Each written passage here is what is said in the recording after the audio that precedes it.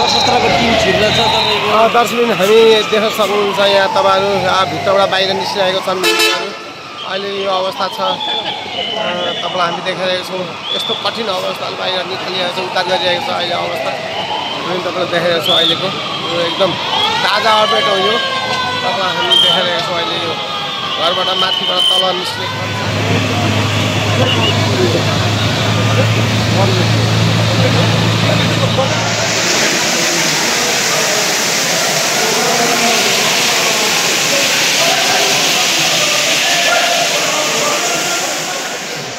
हजुरहरूको अफिस हो यो? हजुर कहिले?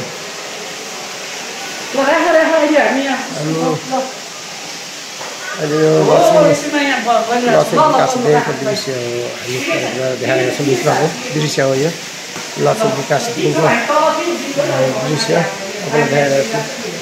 यहाँ दृश्य हो।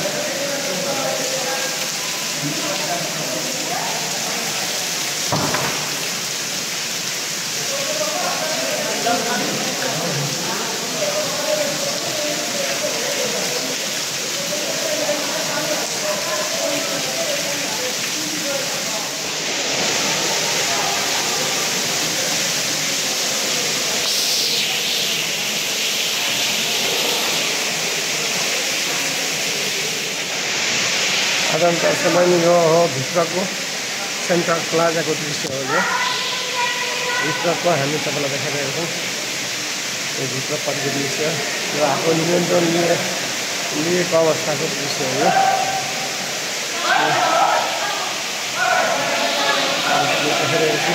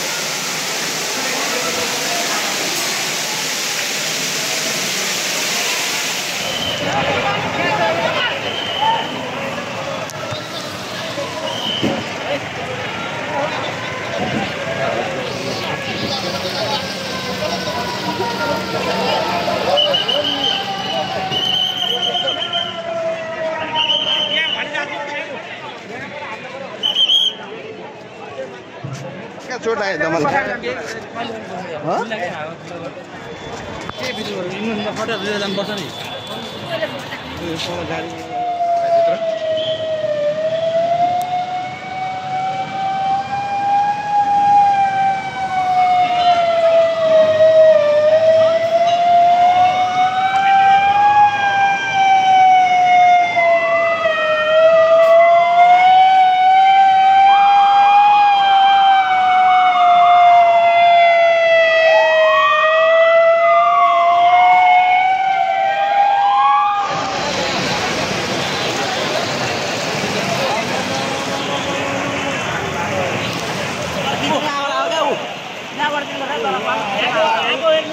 पुरा बलिरहेको छ अवस्था। हेर्नुहोस् दर्शकबिन, तपाईँ हामी देखाइरहेको छौँ अलि झन् बढो झन् बढ्दैछ।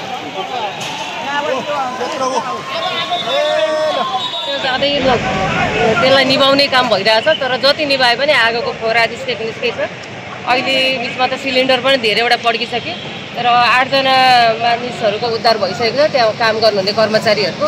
अब केही अझै हुनुहुन्छ, महिलाहरू हुनुहुन्छ भन्ने सुनेको छ। उहाँहरूको लागि उद्धारको लागि चाहिँ हेलिकप्टर यहाँ लुक्लामा भएन, हामीसँग इटरीको प्रितनामा पनि हेलिकप्टर नभएको कारण काठमाडौँबाट हेलिकप्टर उडेर यहाँ इटरीमा प्रितनामा ल्यान्ड गर्नु लागिसकेको छ। त्यहाँबाट हामी सिधै हेलिकप्टर यहाँ ल्याउनेछौँ र हेलिकप्टरले त्यो त्यहाँ रहनु भएको उद्धार गरिनेछ। कति समयमा आउला त हेलिकप्टर? अब त लगभग आइपुग्न आँटिसक्यो, इटरीमा ल्यान्ड गर्छ। आधी घन्टाभित्र आएर उद्धार गर्न सक्छ? आधी घन्टा पनि नलाग्ला भन्छ, उद्धार हुन्छ। अब यस्तै यार फटाफट लाग्नुपर्ने।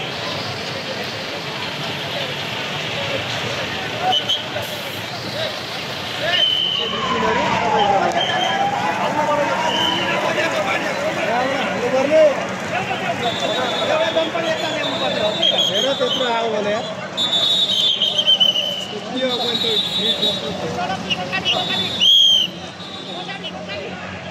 गर्ने प्रयास जारी छ भन्नु न तपाईँले पनि केही कुराहरू।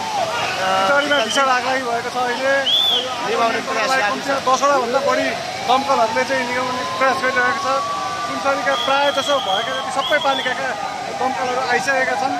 दुबी, कोशी, मोरङ र सुनसरीका चाहिँ 10-12वटा भन्दा बढी दमकलहरूले चाहिँ आगो निभाउने प्रयास गरिरहेका छन्। जानकारी गराउनु भएको हाम्रो विकल्प पौडेललाई पनि धेरै धेरै धन्यवाद।